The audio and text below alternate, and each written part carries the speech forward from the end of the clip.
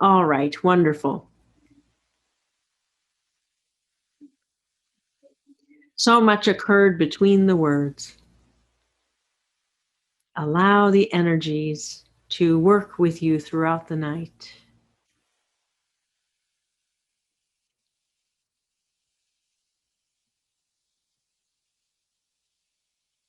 Perhaps to take a moment to even write out what you envision for yourself in the new world.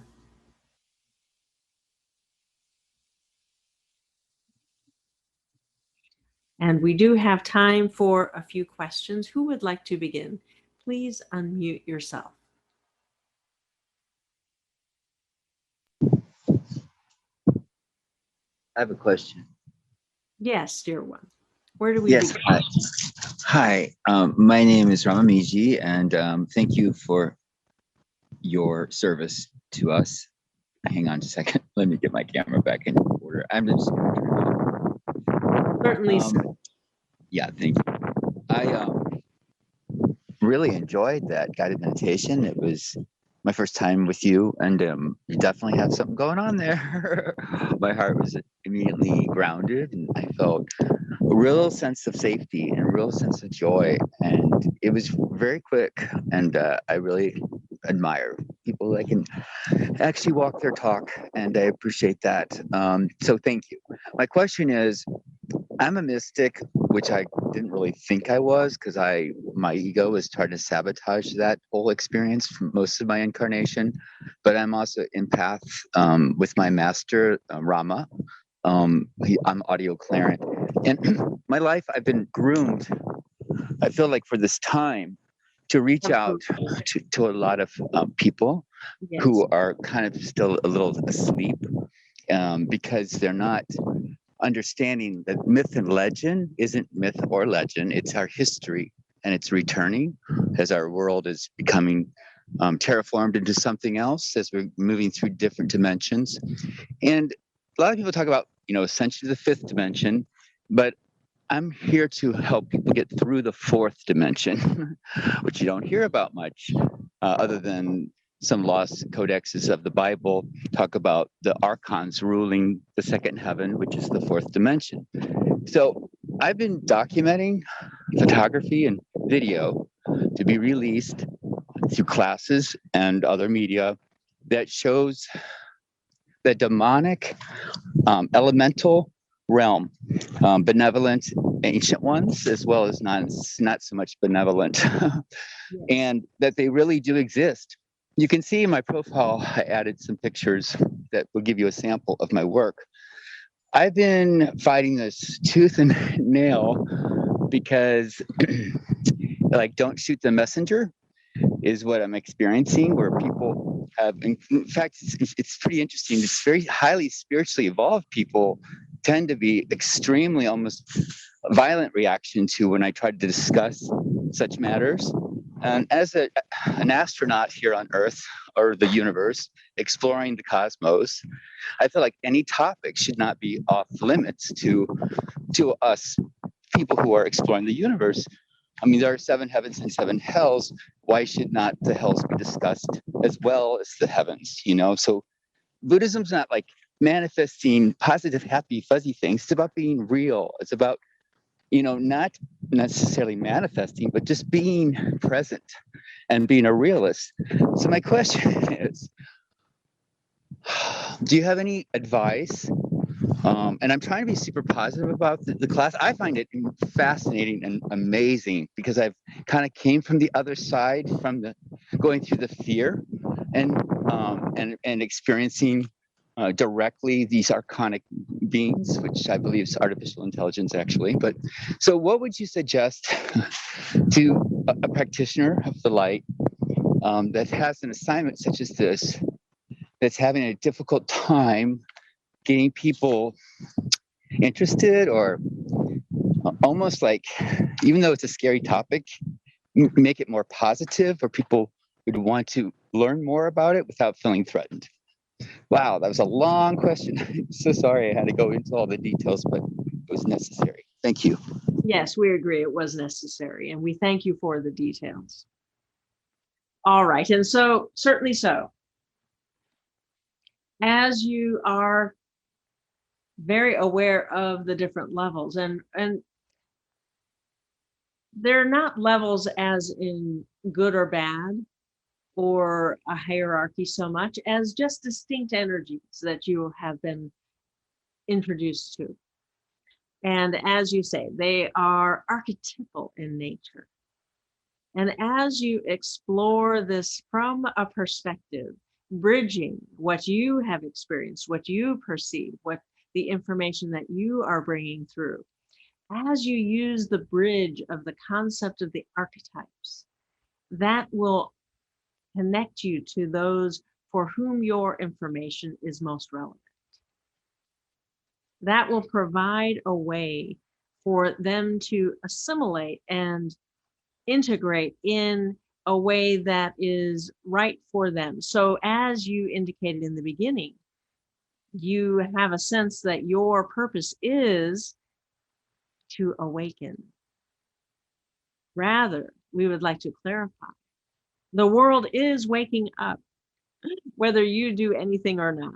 The world is waking up. And so, your role is to be that bridge, to be a facilitator to those who are awakening to archetypal energies, to have a way to express what they sense. Some will have it come in their dreams, others in meditations, perhaps even those who are exploring through substances. There are so many ways to access the spiritual information. And so as you allow yourself to listen as well to what it is they need to hear, the information is there, isn't it?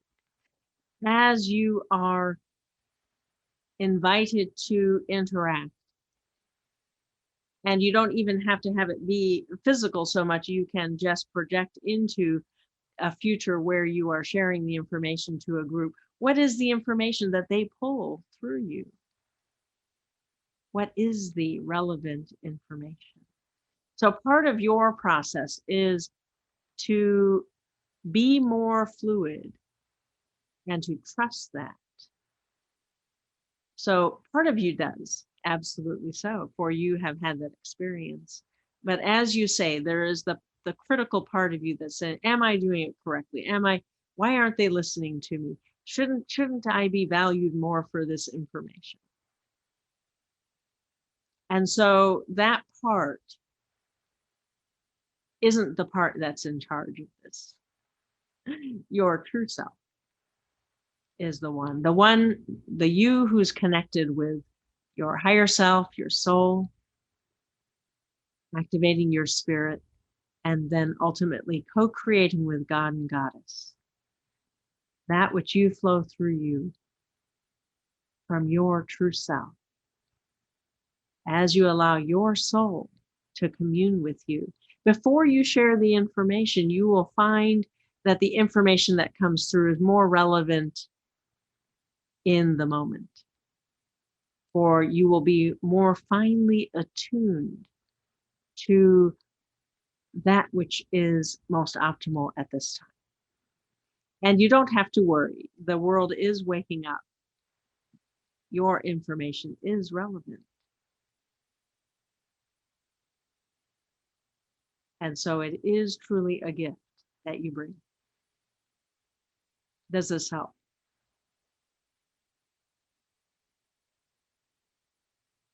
Thank you. Thank you very much. That meant a lot to me. Certainly so. We love you so. I've been planning too much and I have so much preparation. It's just like I just need to get online and start doing it. And I realize it's Absolutely. just an excuse. Yeah, thank you. Absolutely. Wonderful. All right then. And who is next? Please unmute yourself.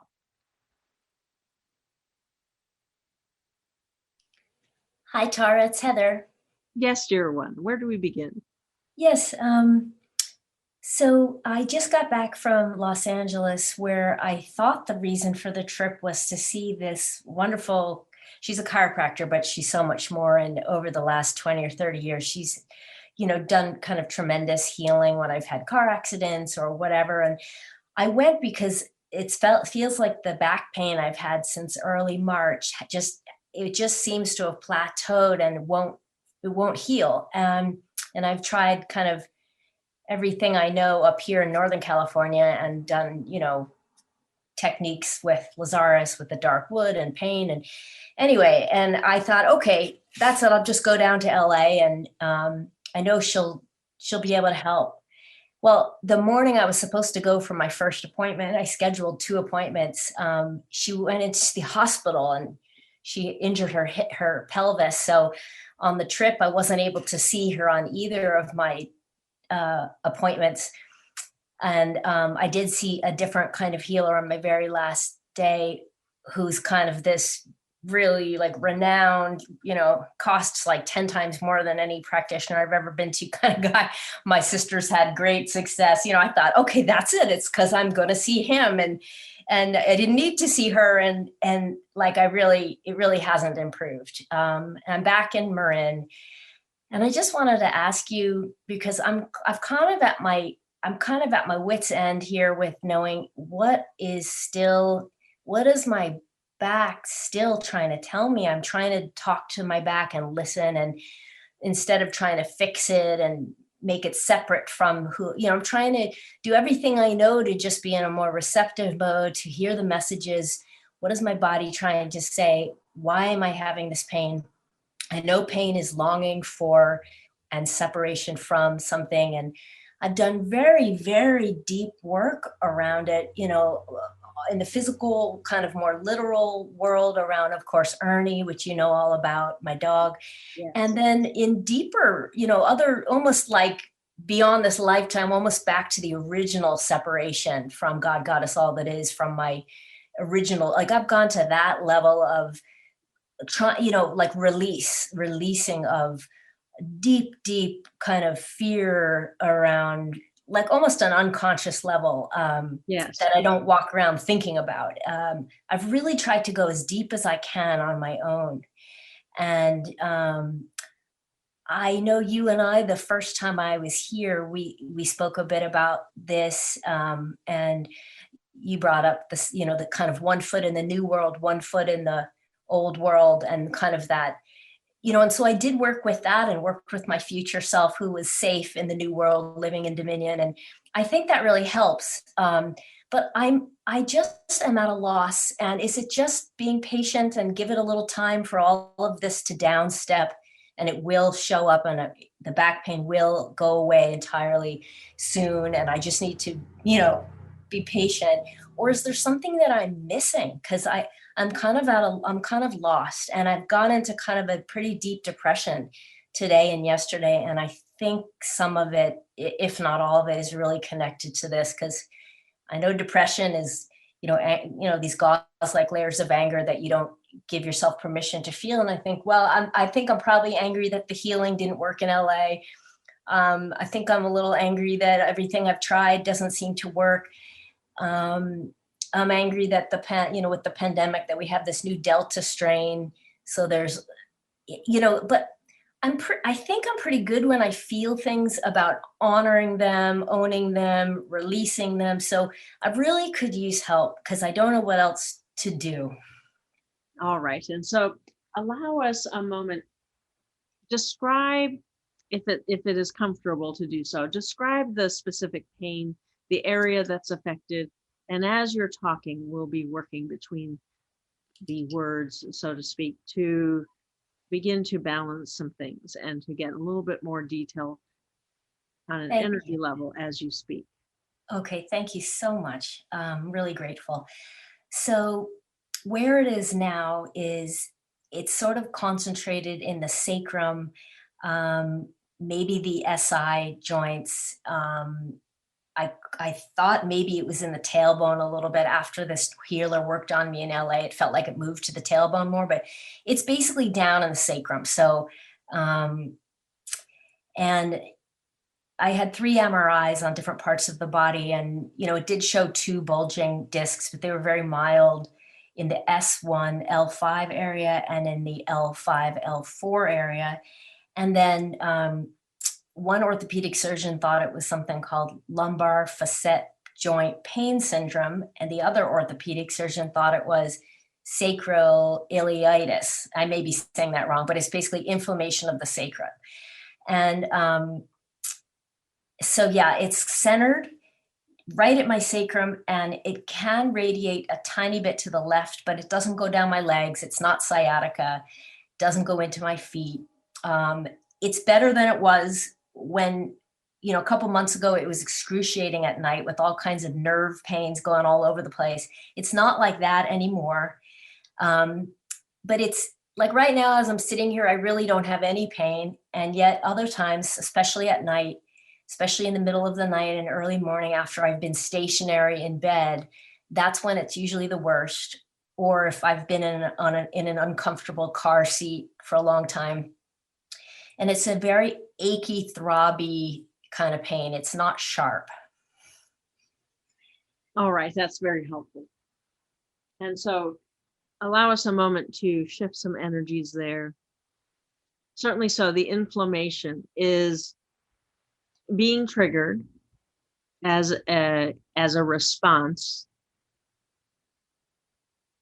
not so much it's not a physical issue so much as more around this sense of a lack of safety around the current environment, certainly so. And it's not you who's feeling unsafe. You have your metaphysics, you have your unseen friends, you have a very rich inner life. But there are many in your environment who are fearful. And we'll just call them the consensus. That makes it easier to work with. So essentially a group mind impact. And as you are one of the group, you are part of the consensus, not entirely. There's the map maker magician you, absolutely so, that is co-creating the new world. And yet there is the impact, and there is that longing to belong. And so and this is the lesser self, because you, the more, is happy to be the map maker magician.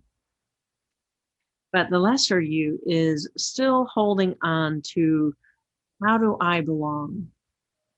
And it becomes an issue of, well, I'm just going to have to put the brakes on. If I put the brakes on, then Heather can't move forward. She'll just be frozen. And then she'll have more belonging. So as you just look back into your earlier life to see, where is it that you were driven to want to belong, but didn't feel that you did? Now, each of you mapmaker magicians have this as a topic, as you know, from working with Lazarus. There is that sense of, I'm different. I know I'm different. I know I have a purpose beyond what is in the consensus. And each of you are fulfilling on that so beautifully.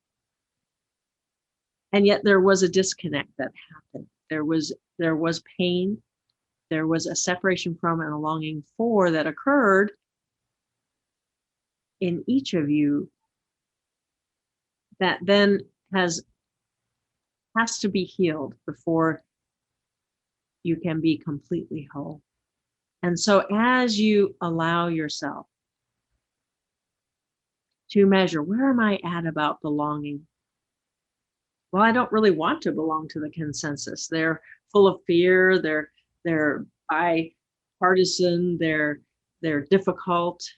They're irrational. They're not focused on what's coming. And I'm so ready to move forward, to be in the new world.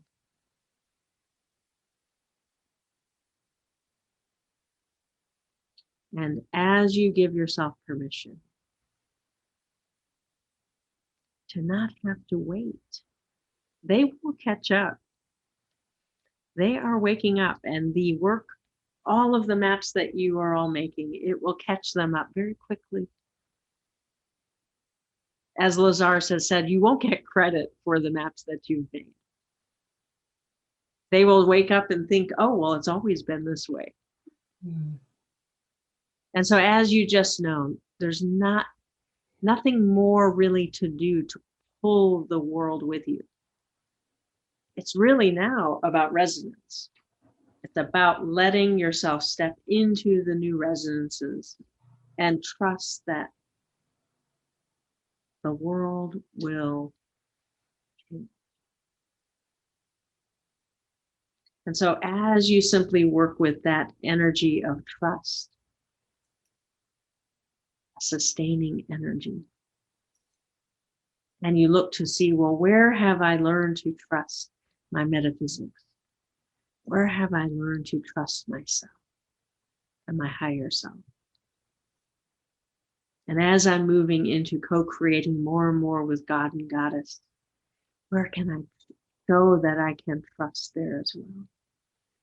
And if there were some decisions made or some broken promises or things to forgive, allow your higher self and soul to simply smooth that over, bring them to your attention, heal them instantly. There's not a lot of grieving to do around that. Certainly so, you've been grieving about Ernie, and that's appropriate. That grief is appropriate.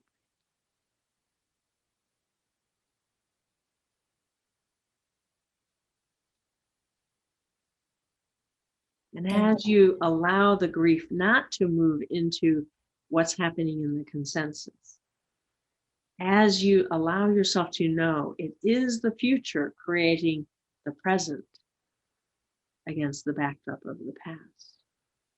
And we use these words because they are so familiar to you. Mm. And as you shift your focus to that future and trust, the world is following. The chaos is simply choices being made. In the chaos, the necessity to find balance. Not good or bad. A process. Process that is a normal process of creation. And so as you just let that part go, simply let the consensus be.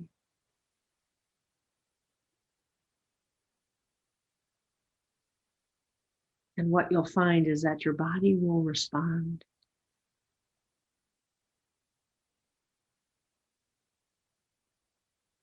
Because the inflammation is a reaction to all that is going on in the consensus. Mm. And it's okay for you to set a boundary and to disconnect from the consensus.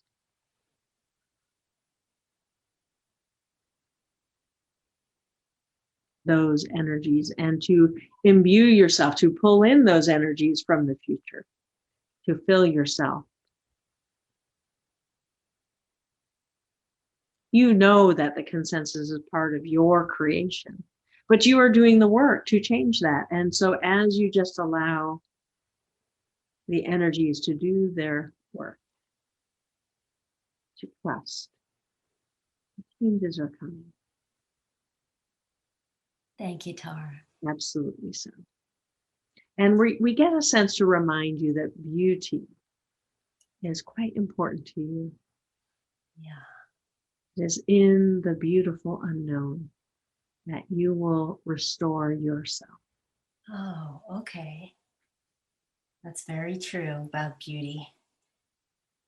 Wonderful. We love you so. Thank you so much. All right. And who is next? Please unmute yourself. Tara, I just want to say, rejoice in the presence. It's great. Your session, this community, to be part of it, to belong is huge. Thank you. Yes. And we feel your love and appreciation. And we Thank love you so. And each and every one of you, your vulnerability, your magic matters so very much. And it is delightful to be with you.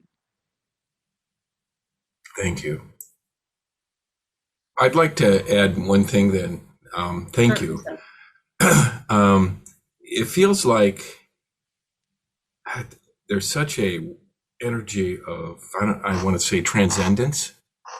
And first of all, three things. One, I already said, thank you, belonging, rejoice in the presence. The second thing is that I feel like I want to run out and hug a tree right now. But also I feel like there's this sort of wave of transcendence happening. The goddess came to me as a white tiger. What do you make of that? Beautiful. Certainly so, the purity, and yet the power. So for you, the goddess is power, is powerful. You're, in a sense, more aligned with the goddess, and your feminine energy has always been, for you, your access to your true self. Not to diminish your new masculine energy, but there was just so much pain that came with the chauvinism. And each of you have suffered greatly under the limitations of the chauvinism, where the masculine energy wasn't allowed to be what it truly is, and the feminine energy also was diminished. And yet each of you knew within yourself that there was work to be done to heal the feminine. Intuitively, you knew working with your feminine energy was going to be the key to resurrecting the masculine. And so this sense of transcendence, absolutely so, because you have healed, you are whole once more, and now you are able to reach new levels of awareness. Yes. And your magic truly is awakening in new ways. Yes. Beautiful. Is there anything else, Warren? That's pretty good. Thanks. Wonderful. All right, then. We love you so. All right, then. And so this evening, allow yourself to continue to be in the beauty of the sacred grove, to sleep there, if you like, if it appeals to you, if it feels safe, or bring that energy into your safe place and dream in it, to allow it to integrate, for there's magic there for you. Wonderful. All right. And so we go for now. As always, it is a pleasure and a joy to be with you. Thank you, Tara. Certainly so. We go with love and peace as we bring Katharina back.